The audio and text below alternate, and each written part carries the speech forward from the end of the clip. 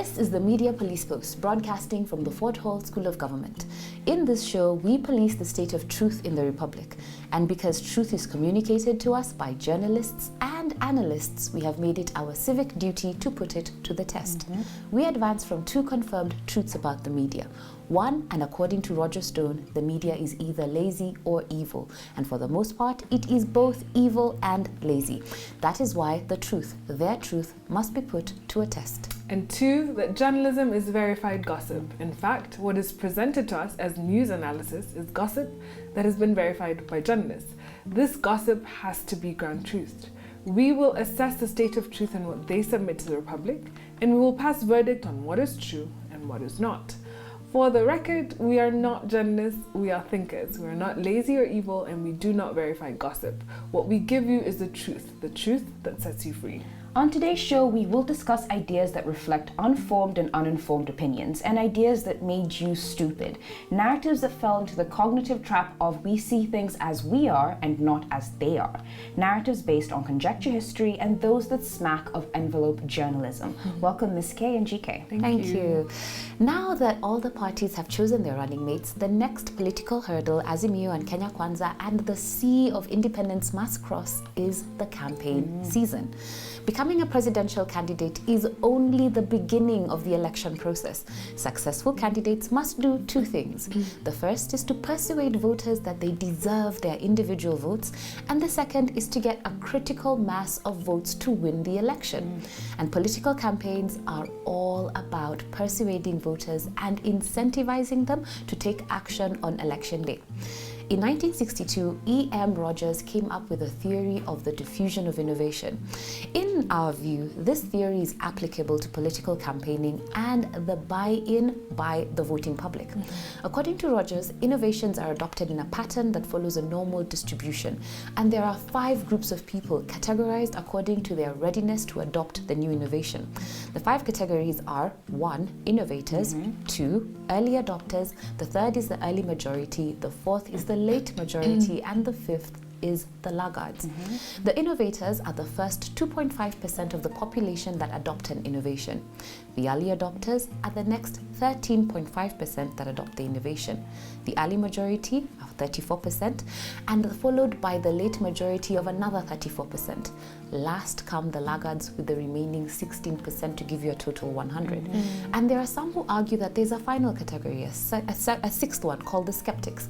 These ones adopt an innovation only at the very end of the diffusion process because there are no alternatives available. So in this campaign season, Azimio and Kenya Kwanza and the ideas they are both selling are the innovations. The hustler narrative and the notion that the presidency must be handed over from the Kikuyu and Kalenjin nations to other communities must go through the diffusion of innovation curve. Eventually, one of these innovations will reach a critical mass, the point in the diffusion process where the innovation becomes self-sustaining. This could be because there is a perception that most people in the country are adopting the innovation. At this point, a clear win in the first round in the election in August will be possible. But before either Azimio or Kenya Kwanza achieve a critical mass, they must both invest resources and energy towards campaigns, and they must develop and share targeted messages to persuade the voters to adopt their brand of innovation. Well, according to Simon Sinek, there are only 2 ways to influence human behavior. You either manipulate it or you can inspire it. Only time will tell which method Raila and RUTO will use and which method will work. Nice. And today I want to interrogate whether the Kambas will be the swing vote in this 2022 election. Now, Kalonzo's possible decision to go it alone, whether IEBC allows or not, or the courts, may seem like he's back to his flip-flopping ways.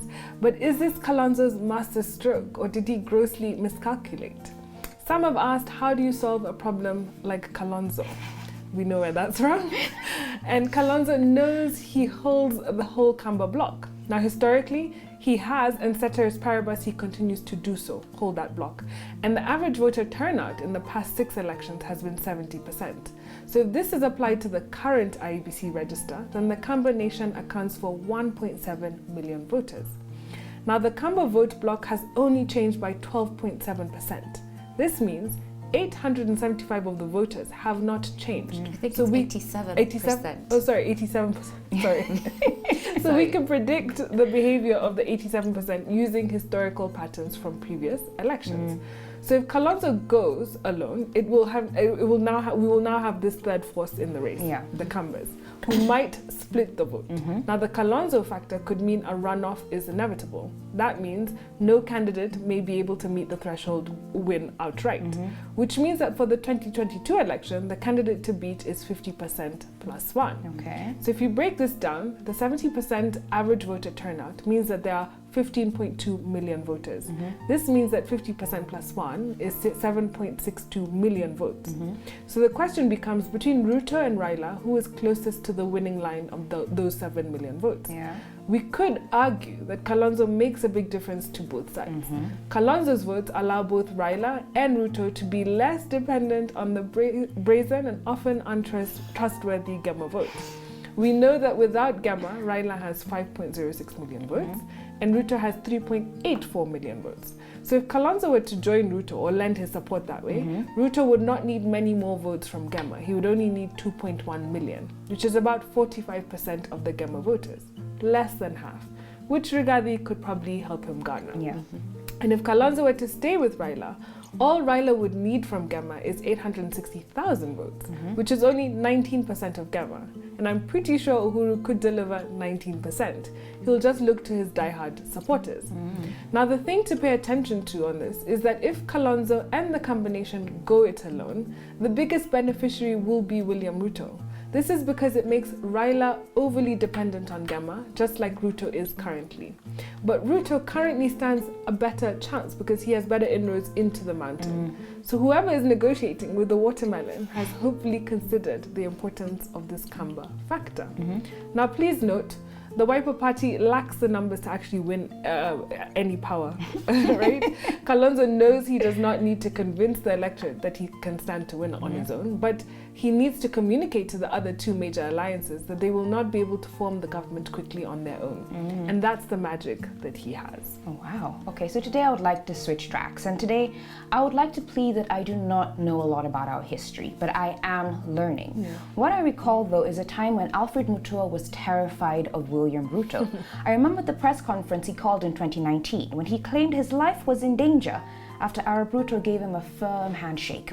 I remember a time when he was vocally critical of the man from Sugoi, once saying that he is brilliant but corrupt, and that this corruption is a central problem with his candidacy. Finally, I recall a time in April 2022 when he confirmed that he had seen Azimio's coalition agreement and was satisfied with it, despite what he claims now. Why is it important that we remember these things? Because Alfred Mutua is being intellectually dishonest. In an article in the Sunday Nation titled "Why I Left Raila's Camp for Ruto's Kenya Kwanza," Mutua explains why he left. In his own words, and I quote, "He left because Azimio is steeped in the past while Kenya Kwanza is focused on the present and the future of Kenya." Except he does not explain what any of this means. He said that Azimio had made undemocratic decisions that troubled him and that they lacked a clear vision for country, while Ruto and Kenya Kwanza had a clear vision. And this is what makes, and I quote, Kenya Kwanza the winning team. A compelling case, right? Wrong. All of this is fluff from the king of PR, barely masking his true reason for abandoning Raila. Mutua left because he could not see what was in it for him, and so he went to someone who made it clear how he stood to benefit. And rather than owning his own self-interested behavior, he chooses to hide behind intellectual dishonesty. Intellectual dishonesty is thought of a blanket term for being dishonest without necessarily straight up lying. It is the failure to apply high standards for truth. It is opposing BBI while using secret, unaccountable, opaque, and private party mechanisms to institute the same thing. It is castigating the president for spending too much money while taking credit for the development that has resulted from that expenditure. And it is Alfred Mutua claiming to leave Azimio for noble reasons when the truth is so obvious a toddler could see it. Indeed, how else can Mutua describe the same guy who he believes threatened to kill him in 2019 as a nice guy in his article 2 years later? How can he claim, as he does in the article, to be worried by Azimio's undemocratic decisions, but fail to extend that same worry and that same vision of democracy to Kenya Kwanza, who, unlike Azimio, did not engage in a democratic process to choose Ruto's running mate? Finally, how can he praise Kenya Kwanza's clear development plans when bottoms up is a slogan that cannot compare to Raila's concrete 6,000 shilling social stimulus program or his recognition of prior learning policy for the Jua Kali sector? This is intellectual dishonesty of the highest order. A dishonesty further exposed by the fact that he devoted a quarter of this article, over 270 of the over 700 words, and yes, I checked, and more ink than any other reason he names, to the question of power sharing and how he figures into the equation. What is my point here? What does it mean that Mutua behaved in an intellectually dishonest manner? It means that Mutua is engaging in the same politics of deceit and political turnaboutisms that characterize Kenya Kwanza, the womb of intellectually dishonest people. The people that manipulate the forgetfulness of the Kenyan public to cushion its falsehoods, and most importantly, the team of RUTO. So, as Mutua campaigns for the man he believed once threatened his life, remember your history, for he seems to have forgotten his. Thank you for joining us on the Media Police Posts. Columnists, you've been put on notice.